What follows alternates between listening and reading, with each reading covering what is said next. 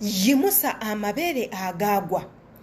komyawo amabeere agagwa gaddemu gasituke gaddemu position gye galina okubeeramu galeme kukulira mu nkwawa galeme kukula nga gakka wansi wabula gakule nga gadda waggulu muganda wange ekyo okisobola ng'okozesa ebintu ebirinakyo ebintu ebyawaka teweetaaga bintu bingi nnyo mukijjukire nti nno buli we tugenda nga tukula amabeere gaffe gamanyi okubunduka wabula olw'okuba nti amabeere gaffe tegali faamu tegayina mubiri gumala guganyweza kyova olaba gamanyi okubunduka ne gagwa tugenda kubanga tugasitula gaddeyo buli mukyala yenna yeegomba okubaako n'ebbeere erisituse ku kifuba nga woolaba eryange nga teweetaaga kaleega teweetaaga kubanga ositula lisitula okutuuka mu kaleega wabula nga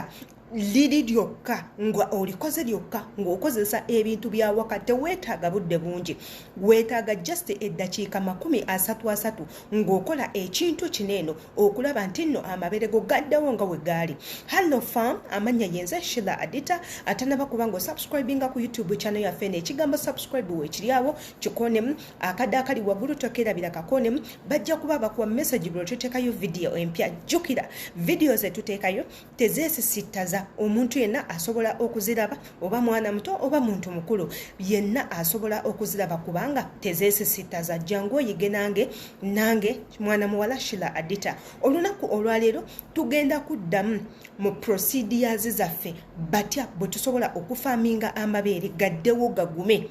igwe ng'olina ekizibu ky'amabeere agasaaginga amabeere go nga galebera bulebezi bwe gati nga gayina ensonga eyagaviirako okubanga galebera abamu kumwe ensonga esooka ng'oli muzadde amabeere abaana baagayonka oba ggwe kennyininyini amabeere ago obadde ng'ogazanyisa oba oggawa abaagalwa abo ne bagasikambula oba si ekyo nga amabeere go naturally gaakula nga gali wansi jangu tubeere tugasitule gaddewo oyagala kubeera n'amabeere ng'agange nga toleeze ndowooza nipples muziraba nga toleeze naye ng'oyambala olugoye lwo n'onyuma tugenda kukikola olunaku olwaleero ku channel yaffe eno yennyini baganda bange nga tetunnaba kutandika mu procedures nga bwe nabagambye ekigambo subscribe weekiri kikonemu wabula ng'ate akadde ko tokeerabira nako kakonemu akadde ako lwaki tukalemerako buli we tuteekayo video ogenda kubanga ofuna message ojje olabe video gye tutaddeyo oba ogyetaaga oba togyetaaga twalayo eddakiika 3 olabe tomanya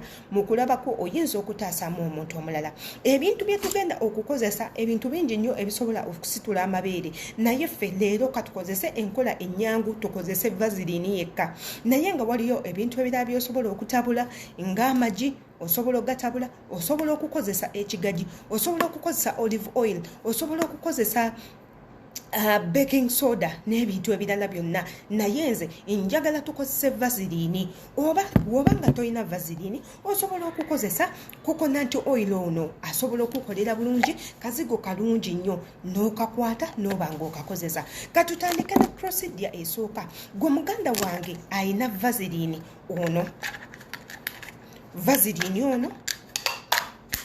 ng'ono wange kwata mu vazirini wo siiga omaze okunaaba bulungi nnyo weekaziza lekako otuzizi otugenda okuyambako emikono gyo okutambula beera ng'omasaaginga amabeere go nga bw'ogajja eno kuŋŋaanya ebbeere okuva eno mu nkwawa olireete nga bw'ozza waggulu omasaaginge olijja eno mu nkwawa olisitula dizza eno waggulu twala eddakiika zo eziwerako omasaaginge ebbeere lyo masaaginga ebbeere okumala eddakiika 3 kwata lino eno lijja eno mu nkwawa gye liri olisembeze wano obeere nga omasaaginga ozza waggulu ebbeere limasaaginge nga ozza waggulu eddakiika zo 3 wabula ng'okozesezza vazirini ono jjukira nkugambye sooka onaabe tokaza nnyo omubiri lwansonga weetaaga okubanga olina ekikuyambako okuseerera masaaginga ebbeere nga olijja eno bw'ositula ojja eno bw'ositula eddakiika zo 3 tandika kwata guno omubiri guno ebbeere bwe ligwira wano guno omubiri guyimuse masaaginga ngozza waggulu masaaginga ngazza waggulu eddakiika za 3